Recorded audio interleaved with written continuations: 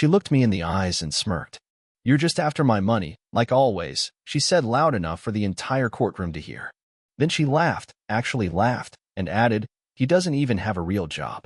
That was the moment I realized I wasn't just losing my wife. I had already lost her long ago.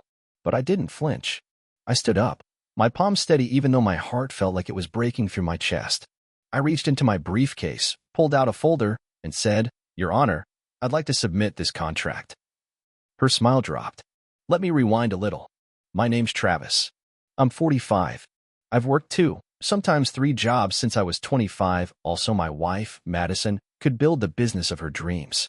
When she told me she wanted to open a boutique, I sold my Mustang. When she wanted to expand, I took night shifts. For 20 years, I never asked for anything back. But 2 months ago, everything snapped. It started when Madison became different. She'd always been fiery, but lately, her temper turned cold. I wasn't just an afterthought, I was an obstacle. I remember one night, around 2 a.m., I woke up to find her sitting on the couch in the dark, giggling while texting. I asked, "Everything okay?" She snapped the phone away like a teenager and mumbled, "Business stuff. Go to sleep." Business stuff became her favorite phrase when she left dressed like she was heading to a music video shoot, when she skipped dinner, when she ignored calls, when she smelled like men's cologne. I wanted to believe her. God, I wanted to believe her. But then came the hotel keycard. I found it in the back pocket of her jeans, tossed on the bathroom floor. Not just any hotel, the Monarch Grand, the kind of place where people don't go for rest. I called the hotel the next day, pretending to be her assistant. She had checked in twice last month. Alone, according to the reservation. But I knew better. I didn't scream. I didn't accuse. I started watching. Every night, I took notes. Every lunch break, I dug into her texts, her social media, her calendar. She wasn't even trying to hide it anymore. She had a partner meeting at 9 p.m. at a lounge, but she came home at 3 a.m. with lipstick smudged and no panties. One night, I followed her. She said she was meeting with a supplier. I parked across from the restaurant, waited 2 hours. At 11:15 p.m., she walked out, not with a supplier, but with Jason Blake, her so-called marketing consultant. He was holding her waist like it belonged to him. I took pictures. I didn't even feel rage, not yet. Just a numb, freezing silence. That was 2 weeks before the courtroom. She filed for divorce behind my back. Said she needed to focus on herself. Her lawyer sent papers demanding alimony from me. Said I'd benefited from her growing company. Madison, with the help of her toxic mother Karen, claimed that I had always lived off her. That she built everything, and I was just the broke husband. It was almost impressive how shameless she was. She stood there in court, wearing a $3,000 dress I helped buy, and called me a leech. She told the judge I was lazy, unmotivated, never supportive. And then she said the line that made the courtroom chuckle. "He doesn't even have a real job." She humiliated me in front of everyone. Judges, lawyers, strangers. But what she didn't know was this. Every dollar I ever made, I documented. Every transfer to her business, I kept the receipts. And when we signed the investment contract 10 years ago, the one where I officially became a 50% silent partner in her boutique, I saved the original.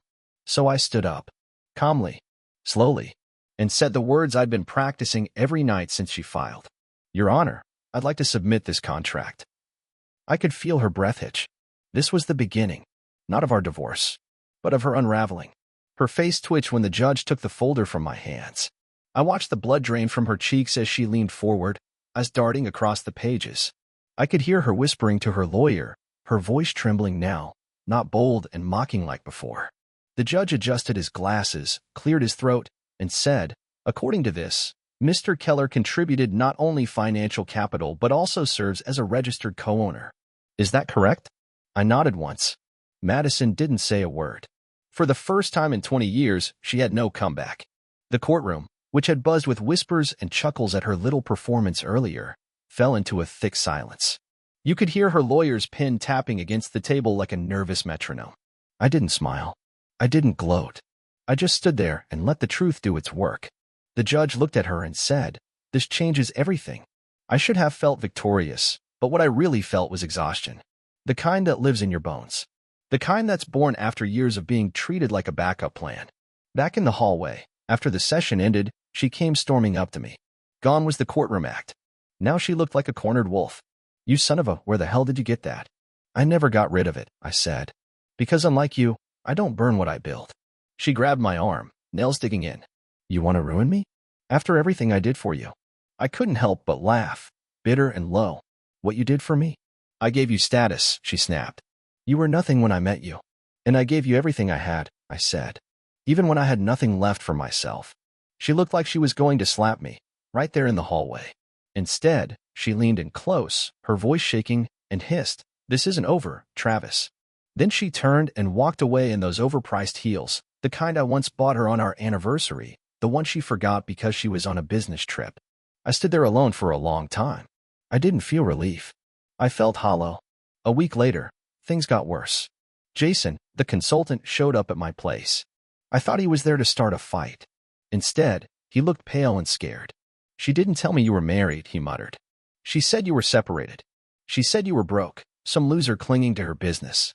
I didn't answer. I just stared. She said she owned everything, he added. I invested. 20 grand. She promised me partial ownership. There it was. She was using him too. He looked like a man who'd just woken up from a dream and found himself in a ditch. She played you, I said finally. Just like she played me. Then came the texts. Screenshots from Madison's assistant, a girl named Nicole who'd worked quietly behind the scenes for years. She sent me messages Madison had written about me, laughing at how easy I was to manipulate. How she'd kept me around just long enough to get the cash. There were photos too. Her and Jason. Her and another guy I didn't recognize. Different nights. Different hotels. Different lies. One night, Nicole even texted me she bragged about you crying once. Said it made her feel powerful. That one hit the hardest. I remembered that night. I was on the kitchen floor, holding a photo of us from our wedding, crying because I thought I wasn't enough. And she stepped over me like I was a rug. She said, You always get emotional when you're tired. Go to bed. She didn't hold me. She didn't even look at me. Just poured herself wine and turned on Netflix. I don't think I'd ever hated anyone before that moment. But that night, I did. So I got a lawyer. Not just any lawyer, my lawyer. A woman named Erica, sharp as a razor and twice as cold in court. Let's go for everything, I told her. I want my name off the business. I want what's mine. And I want her exposed.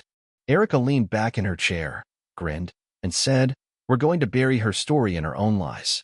And that's when I started to feel something new. Not love. Not anger. Something colder. Sharper. Purpose. I wasn't going to scream. I wasn't going to beg. I was going to let her destroy herself. All I had to do was keep pulling the right threads. And one of them, the one she never saw coming, was her own mother. Because Karen? She had secrets too. And they were about to blow everything sky high. Karen had always been a shadow in our marriage. The kind of woman who never said anything to your face but made sure her daughter heard every poisonous word behind closed doors. From the day Madison and I got married, Karen treated me like a house cat Madison should have left at the shelter. I let it go for years because I believed that love meant patience, that a man proved himself through loyalty, not by barking back. But now I realized Karen wasn't just the echo in Madison's ear. She was the architect behind it all. A few days after I met with Erica, I got a call from a blocked number. I almost didn't answer, but something told me to pick up. The voice was deep, gravelly. You don't know me, but I used to do some freelance accounting for Karen Winters. That name ring a bell? I said it did. She's got offshore accounts. Your wife's name is on at least 2. I gripped the phone tighter. You have proof. I do. And if you're smart, you'll want to see what else is in those statements. A lot of money moved around before the divorce was filed. I met the guy in a parking garage, like something out of a movie. He handed me a USB and said, Be careful. These people, they don't like loose ends. That night, I opened the files and nearly dropped my glass. Hundreds of thousands. Transferred over years. Some from the business account, our account. Labeled as consulting fees, vendor payments. All leading back to shell companies owned by Madison's mother. Karen had been bleeding the business slowly, like a leech hiding under a Gucci scarf. I forwarded everything to Erica. She called me at 2 a.m. This is more than divorce, she said. This is criminal. Fraud. Tax evasion. Do you want to press it? I stared at the ceiling, thinking about all the nights I'd gone without sleep while Madison played CEO. All the times I packed her inventory, drove her across states for pop-ups, gave her every dime I had. Yes, I said. I want to press until they choke on it. We moved fast. Erica filed to freeze the business accounts. We sent subpoenas. Karen and Madison were blindsided. And that's when the real unraveling began. Madison showed up at my apartment. I didn't even know how she found the address.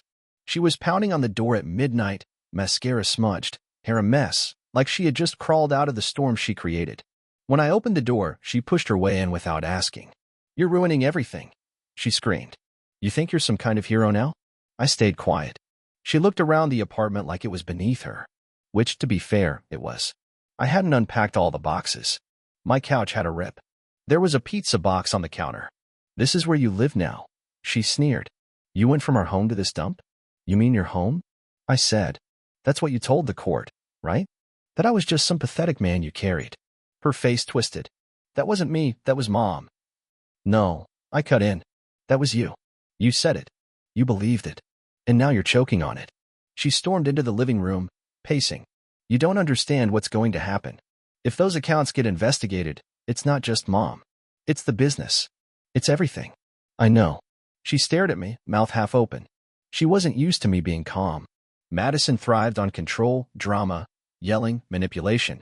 But silence? That scared her. "I made mistakes," she said suddenly. Her voice cracked.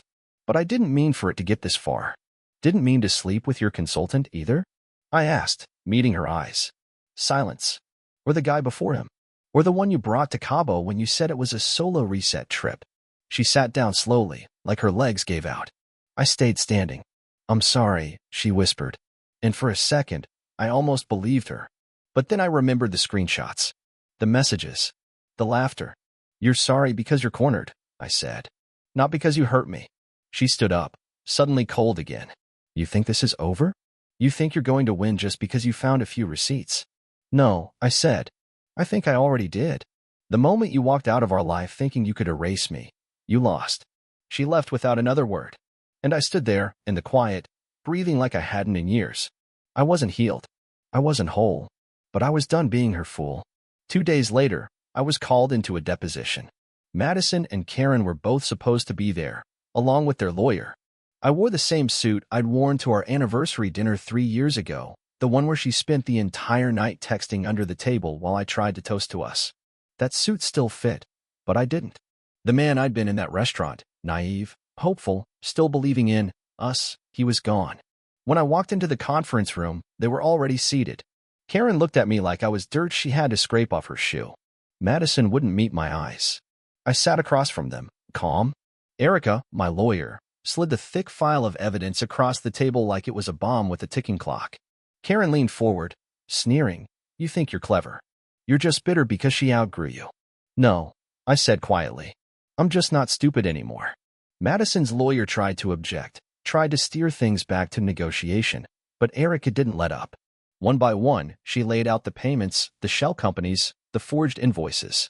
Karen's face turned stiffer with every page. Madison looked like she was trying not to vomit. "You built a kingdom on my back," I said, finally speaking to both of them. "And then you tried to toss me out like I never mattered. You wanted me gone so bad, now I'm gone. But I'm not leaving empty-handed." Madison opened her mouth to speak, but Karen cut her off. "We'll settle." Just like that. Her voice shook when she said it. Madison stared at her mother like she'd been slapped. "Mom." Karen glared. "We're settling." They didn't want this going to court. They knew what public exposure would mean. Tax audits. Criminal investigations. Clients pulling out. They had built their empire on image, and now the image had cracks so deep the whole thing would shatter. We agreed on terms the next morning. I would walk away from the company, but I'd take 45% of its current value. A figure that made Madison's jaw clench so tight I thought her teeth would break. I didn't want the money. I wanted the closure. But still, it felt good. A few nights later, I found myself alone in my apartment, sitting with a glass of whiskey and all the lights off. It was raining loud, steady, cleansing. I watched the droplets race down the window and thought about everything I had survived. The betrayal, the lies, the humiliation in court. But what stuck with me most weren't the dramatic moments, it was the small ones. The day I realized she didn't touch me anymore. The night I cooked her favorite dinner and she never came home. The morning she left without a kiss, without a glance. Death by 1,000 dismissals. I remembered the version of me who would have taken her back. The one who thought if I just worked harder, loved deeper, gave more, maybe she'd see me again. He was dead now. Jason sent me a message. I hadn't heard from him since that night he showed up at my place, shattered. This time, he was bitter. Said Madison ghosted him, claimed he was unstable and obsessed. She had moved on to someone new, some tech guy in San Diego. I didn't respond. Let him learn on his own. A week later, Nicole, Madison's old assistant, sent me one last gift, a voice recording. I hesitated before pressing play. It was Madison, laughing on the phone. I used to get so bored with him, she said. I mean, Travis? He worshipped me. Brought me coffee every morning like a damn intern. I could have cheated with 10 guys and he'd still wait at the door like a golden retriever. The woman on the other end chuckled. And now, I bled and dry. Let him think he was part of something. He was just a tool. A wallet. I deleted the message. Not because it hurt, but because I already knew. She hadn't broken me with betrayal. She broke me with indifference. And that was her curse, not mine. I started going back to the gym. I reconnected with friends I hadn't seen in years. I dusted off an old business idea I shelved during her rise and started planning again for me, this time. Not to impress. Not to chase. Just to build something real. I still carry the scars. Trust doesn't come easy. But I'm awake now. Clear-eyed. The woman I loved never really existed. She was a fantasy I built out of hope and memory. But me? I'm real. And I'm just getting started. About a month after the dust settled, I ran into her again. It was at a downtown networking event I almost skipped. A friend of mine, an old colleague from one of my side jobs, invited me last minute. Said there'd be some solid business minds there, maybe some investors. I figured why not? I'd already decided to push forward with my own project, a logistics app I drafted back when I used to deliver packages overnight, back when she told me I should quit dreaming and just stick to what I was good at, lifting things. So I cleaned up, put on a navy blazer, and showed up. She was at the bar. Madison. Still gorgeous, still polished, still dripping with that fake charm she used to weaponize like perfume. But something was off this time. Her smile looked tighter. Her eyes darted quicker. She saw me and froze. I didn't stop walking. Just raised my glass slightly as I passed her and said, "Didn't think you'd show your face in a room full of people who read headlines." She turned, her voice low, clipped. "You think you're clever?" "No," I said.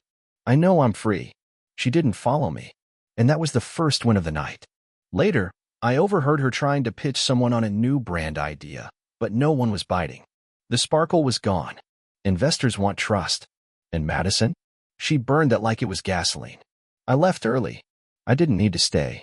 I didn't need to prove anything. 2 weeks after that, she messaged me. Just a single line. "Do you ever think about what we had?" I stared at it for a long time. Then I replied, "Yeah, I think about how lucky I am to have survived it." She never texted again. And honestly, that silence was the best parting gift she could have given me.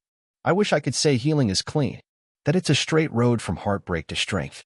It's not. There are nights I still feel her phantom in the sheets, mornings I expect to hear her in the kitchen. Sometimes a scent or song brings it all rushing back, the good moments we faked, the laughter that was half real, half poisoned. But now I recognize the difference. Real love builds you up. Fake love drains you and calls it devotion. I kept the receipts. All of them. But not just for the courtroom. For me. To remind myself that I gave everything. That I wasn't weak for loving. I was strong for walking away when that love turned toxic. Karen? She got audited. Turns out my anonymous accountant friend passed the same USB drive to the feds. She lost her license, most of her assets, and her reputation, which was about as real as her Botox smile. Madison? She tried to launch a rebrand. Got dragged in the comments. Former employees aired her out publicly. And that new tech guy? Dumped her after 2 months. Guess he found out what happens when you don't let her life first. As for me, the logistics app took off. Not viral, not crazy, but enough to make real money. Enough to say I built something with my own name on it, not in the shadow of someone else's. I started dating again, too. Slowly. Carefully. One woman, Laura, asked me on the 3rd date why I'd been single so long. I told her I had to bury a ghost. She didn't ask more. Just held my hand across the table. There's something sacred in being seen. Truly seen. Without lies. Without roles. Without playing the loyal fool. If you're reading this and you're in that place, if you're doubting your worth because someone else made you feel disposable, hear me. You are not the burden. You are not the mistake. You were not what they said in anger when they thought you'd never grow a backbone. You were the fire they couldn't put out. And when they try to come back, when they realize you were the only real thing in their circus of lies, all you need to say is, too late. The real surprise came 6 months later. I was at the bank, finalizing paperwork for a new office space, nothing big, just a modest spot with a desk, a couch, and room to breathe. I brought on 2 part-time developers to help with the app, and it was finally growing faster than I could handle alone. We were closing our first real contract with a distribution company in Oregon.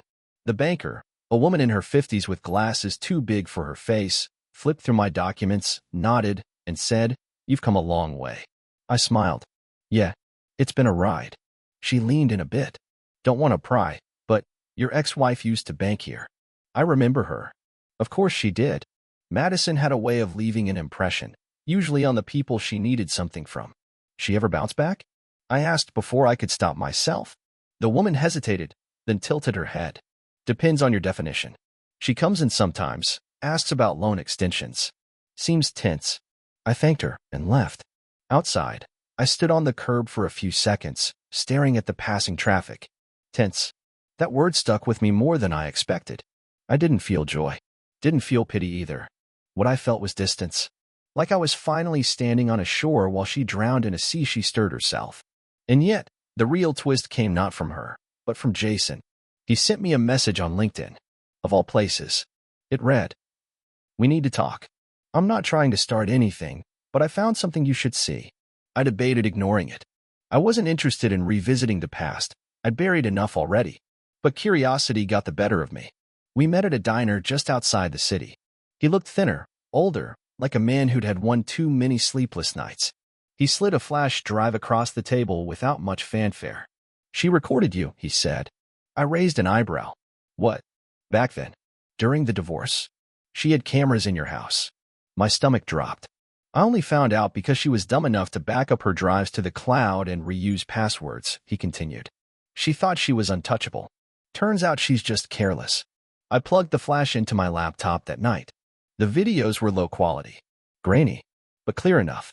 Madison, sitting on our bed, talking on the phone. Me walking in, handing her a coffee. Her rolling her eyes the second I turned around.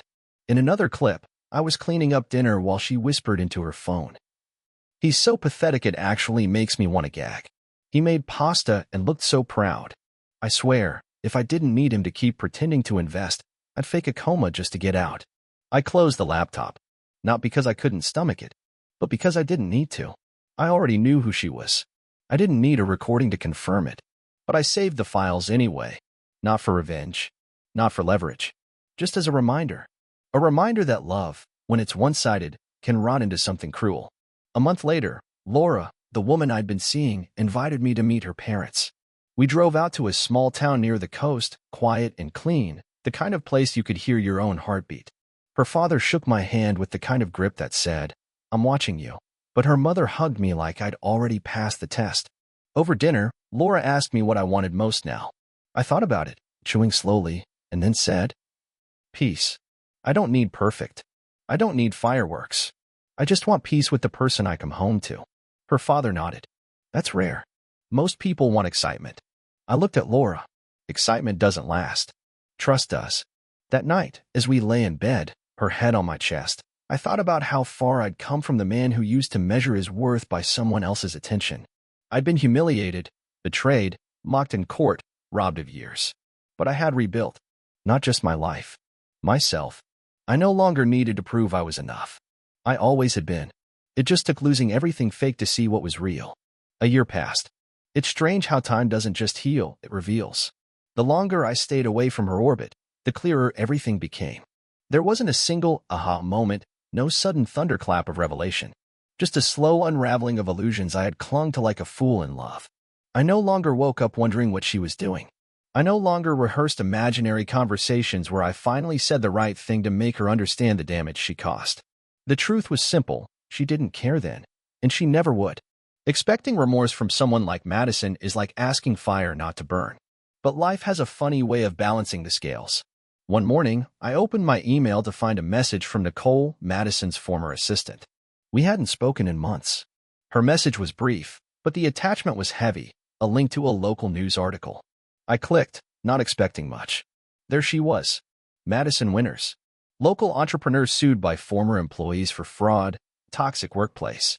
I skimmed the article, half amused, half unsurprised.